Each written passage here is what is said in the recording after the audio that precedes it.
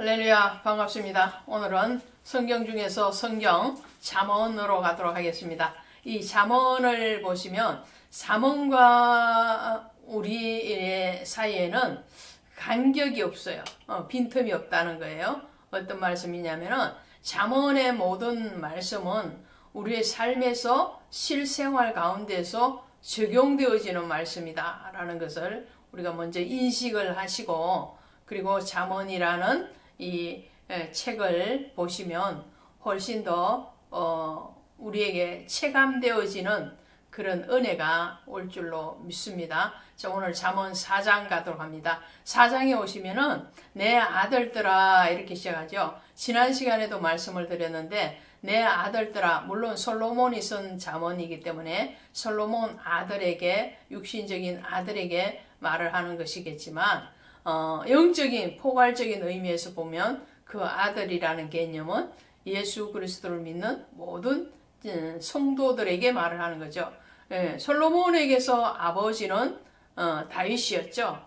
그리고 솔로몬의 아들들에게서 아버지는 솔로몬 자신이 되겠죠. 우리에게 아버지는 우리 육신의 아버지일 뿐만 아니라 성경적인 아버지는 바로 성부 하나님이라는 거죠.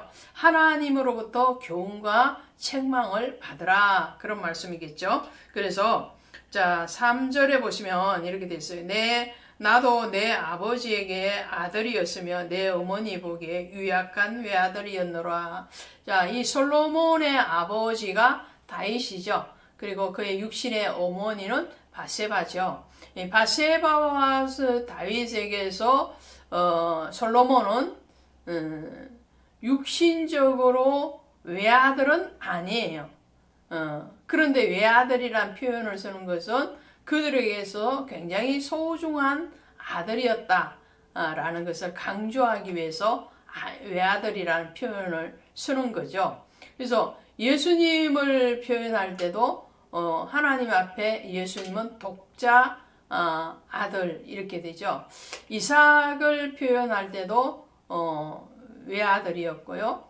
그리고 그 이삭과 함께 태어난 아들이 사실은 있었죠. 이스마엘이라는 아들이 있죠. 그럼에도 불구하고 외아들이라고 표현하는 것을 본다라는 말씀이죠. 4절에 보니까 내 아버지가 내게 가르쳐 이르기를 내 말을 내 마음에 두라, 내 명령을 지키라, 그리하면 살리라. 자, 실질적으로 솔로몬의 아버지였던 다윗은 늘 솔로몬을 교훈하고 그 솔로몬에게 하나님의 말씀 또 하나님에 대한 신앙을 교훈한 것을 보게 됩니다. 대표적으로 역대상 28장에 가시면 이런 말씀이 있어요. 28장 9절부터 보시면 솔로몬에게 다윗이 성전 건축을 당부하면서 주는 말씀인데요. 9절에 이렇게 돼 있어요. 내 아들아 솔로몬아, 너는 내 아버지의 하나님을 알고 온전한 마음과 기쁜 뜻으로 섬길지어다. 여호와께서는 모든 마음을 감찰하사 모든 의도를 아시니 내가 만일 그를 찾으면 만날 것이요 만일 내가 그를 버리면 그가 너를 영원히 버리시리라. 자, 뭐라고 말하는가요? 너는 너의 아버지의 하나님을 알아라. 그리고 그 하나님에 대해서 온전한 마음과 기쁜 뜻으로 섬겨라. 마음을 감찰하신 하나님이 함께 할 것이다. 그래서 말을 하죠. 주님도 또 신명기에서도 이와 유사한 말씀을 하는 거죠. 너는 마음을 다하고 목숨을 다하고 뜻을 다하고 힘을 다하여 주 너의 하나님을 사랑하라. 전인격적으로 하나님을 사랑하라. 그 하나님의 교훈, 하나님의 말씀에 대해서 깨어 있으라 라는 당부를 했다는 거죠. 그렇게 하면 어떻게 된다는 거예요? 그리하면 살리라. 4장 4절에 산다는 거예요. 지혜와 명철의 교훈을 받으면 우리의 육이 사는 것이 아니라 영이 산다는 거죠. 물론 육에 대해서도 어떻게 표현을 하느냐? 너를 보호하리라. 6절에 보니까 보호하고 그를 사랑하라. 그가 너를 지키리라. 그죠? 명철과 지혜의 교훈, 하나님의 말씀에 깨어 있으면 우리의 영이 쌀 뿐만 아니라 우리 육신의 삶에 대해서 지키시고 보호하시고 인도하시는 그 하나님에 대해서 경험하게 될 것이다 라는 거예요.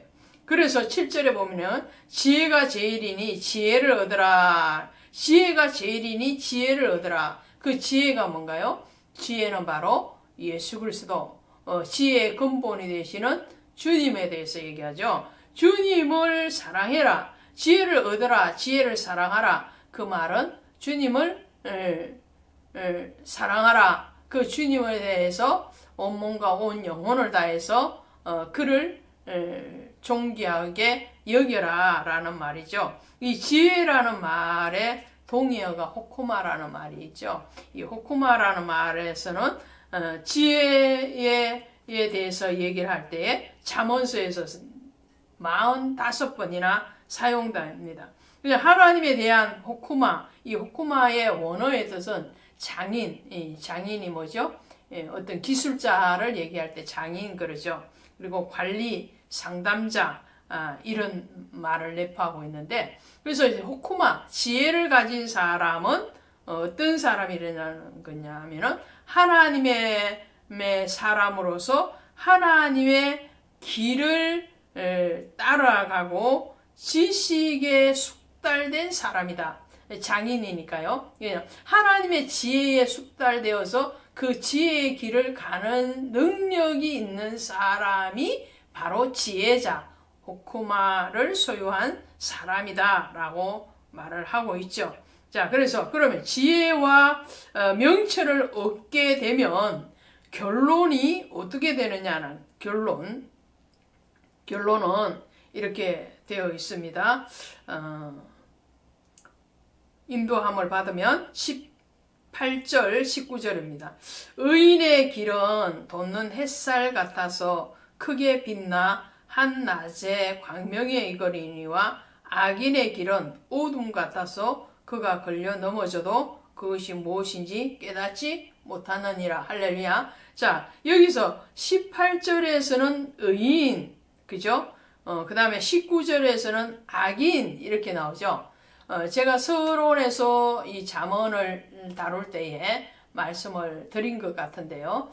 시편 1장에서도 복 있는 사람은 이렇게 시작하죠. 또 복 있지 않는 악인은 이렇게 나오는 거죠. 그러니까 의인과 악인에 대해서 시편의 1장에서부터 쭉 갑니다. 그러다가 이 악인이 의인의 반열에 올라와서 하나됨, 혹은 올라오지 못하면 악인이 의인이 되어진다는 것을 회개하고 그의 모든 삶의 표대를 예수 그리스도로 삶아서 그리스도인이 되는 거죠. 그렇지 못한 사람은 어떻게 멸망으로 가는 거죠. 그렇게 해서 결국은 150장에 가면 한 길로 한 부류의 사람으로 남겨졌습니다. 자, 그와 마찬가지로 잠언서에서 줄기차게 흐르고 있는 것도 뭐냐면은 의인과 악인입니다. 복 있는 사람과 복 없는 사람. 이것을 잠언서에서는 뭐라고 표현하냐면은 지혜 있는 자와 미련한 자 이렇게 표현하죠. 그래서 지혜 있는 사람 의인이죠. 미련한 사람은 악인이죠. 그렇게 됐을 때에 의인은 어떠냐? 의인은 생명이 햇살과 같이 돋아난다는 거예요. 크게 빛난다 그러죠. 악인은 어떻게 해요? 걸려 넘어지고 수렁으로 빠져드는 거죠. 그것이 미련한 거죠. 그러므로 지혜를 얻는다는 것은 내가 복 있는 사람이 된다는 것이고 의인이 된다는 말이에요. 단순하게 지혜를 어떤 지식을 얻는다 그 차원이 아니라는 거죠. 그래서 잠언에서의 지혜라는 것은 바로 예수 그리스도를 얻는 거예요.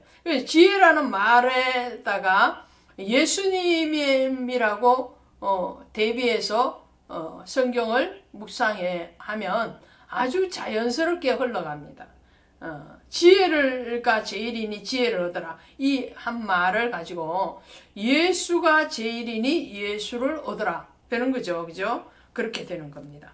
자, 그래서 23절에 가면 무릇 지킬 만한 것 중에 더욱 내 마음을 지키라. 생명의 근원이 이에서 남이니라. 자, 지킬 만한 것 중에 무엇을 지켜야 된다고요? 내 마음을 지켜라. 이 마음이 요동하지 않도록 어디에서 고정되어져야 되는 거죠?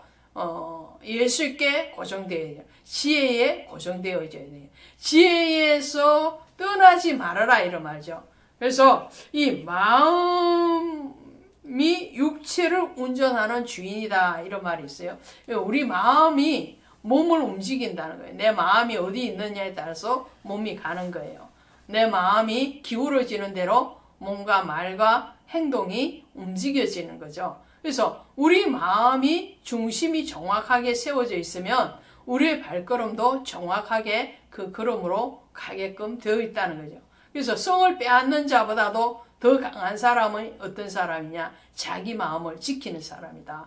오늘 그 지킴이 어디에 있어야 된다고요? 바로 지혜에 있어야 되고 하나님의 교훈인 명철에 있어야 된다는 것을 오늘 4장에서 말씀하고 있습니다. 고맙습니다.